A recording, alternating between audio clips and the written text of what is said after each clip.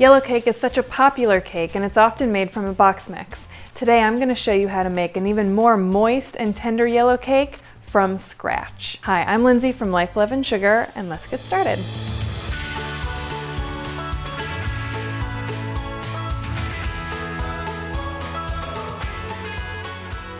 Part of what makes this cake so tender is that we actually use the reverse creaming method instead of the more traditional creaming method. So I'm going to show you how to do that today. We'll actually get started by mixing our wet ingredients together. And this recipe uses buttermilk, but I'm actually going to use powdered buttermilk. I kind of prefer it to regular buttermilk because you're not having to buy a whole container and only using a part of it. Powdered buttermilk actually comes in a container that you can just use the powder as you need it, and it stays fresh in the fridge for months. And so this is actually what it looks like. Generally speaking, you're going to mix the powder for the buttermilk in with your dry ingredients, and then in place of the liquid, you will use water. To that, we're going to add our eggs and egg yolks to add color and make the cake even more tender. And we've got our vanilla extract. Whisk that all together.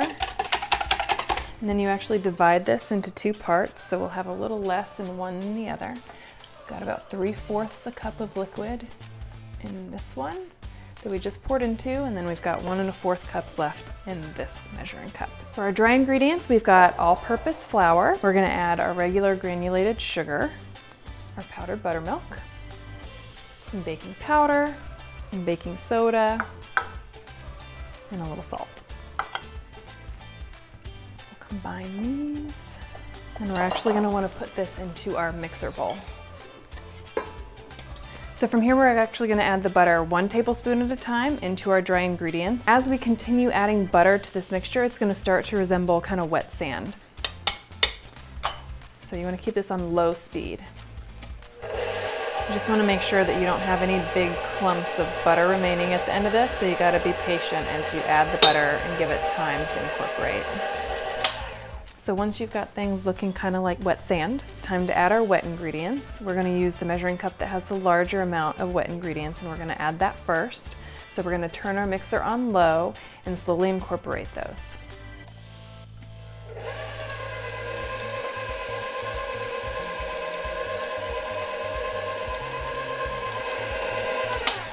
Once everything looks pretty wet, we're going to scrape down the sides. Just turn the mixer up to medium-high for about a minute and let it beat some air into this batter and smooth out.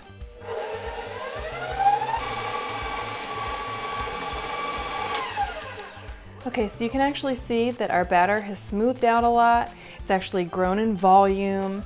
It looks a lot lighter and fluffier than it did before, and so that's when you know you're ready.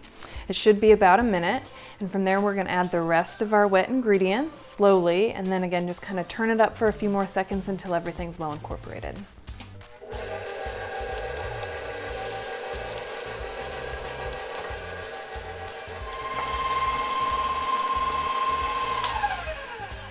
All right, we've got our batter made. It's time to add it to our cake pans. I like to use 8-inch cake pans, and I figure with 3 layers of cake you get more frosting between each layer and therefore a better cake.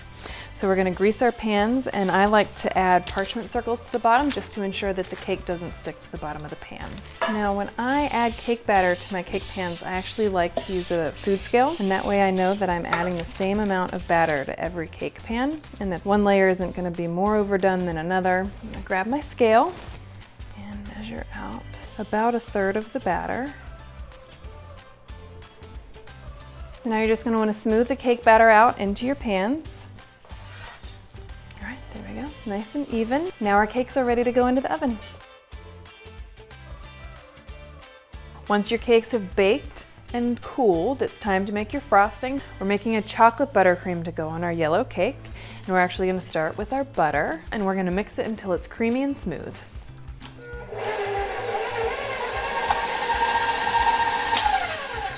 Now we're going to add about half of our powdered sugar. We're going to add our cocoa powder.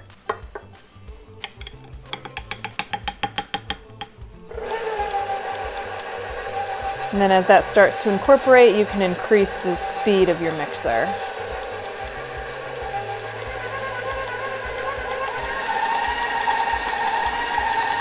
Now we're going gonna wanna add some water. I'm gonna add just a couple tablespoons. Then I'm gonna add some vanilla extract. And we'll mix that in until it's nicely combined and smooth. We're gonna add in the remainder of our powdered sugar. And then from here, you just want to add as much liquid as you need to get the buttercream to the right consistency for frosting your cake. Then I'm actually going to add some salt in with it to give a little flavor to our buttercream. And then we'll give this a final mix.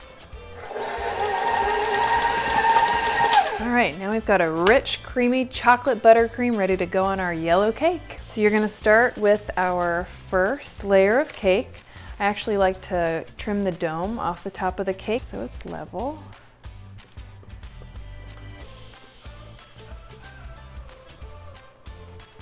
Now that we've got all our cakes level, we're gonna add our chocolate buttercream to the first layer. So I've just got a 1 cup scoop here that I'm gonna use to add the frosting.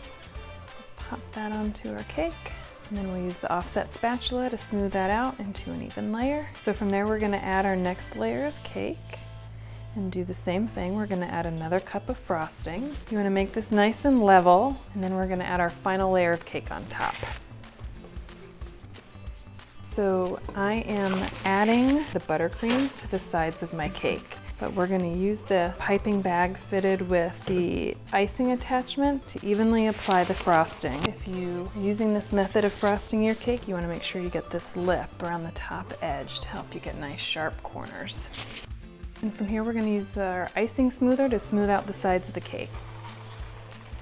All right, and you can keep going with smoothing the sides until all the air bubbles are out and it's as perfectly smooth as you want, but I'm actually gonna come back and add some texture to the side of the cake, so I'm gonna hold off for a second and finish up the corners.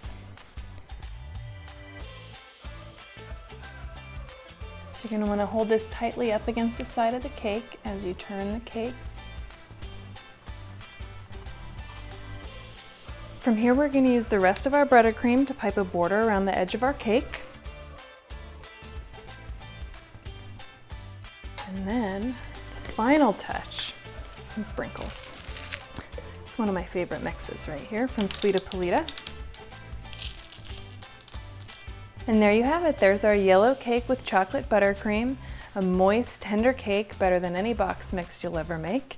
And you're sure to love it. For the full recipe, head over to lifeloveandsugar.com.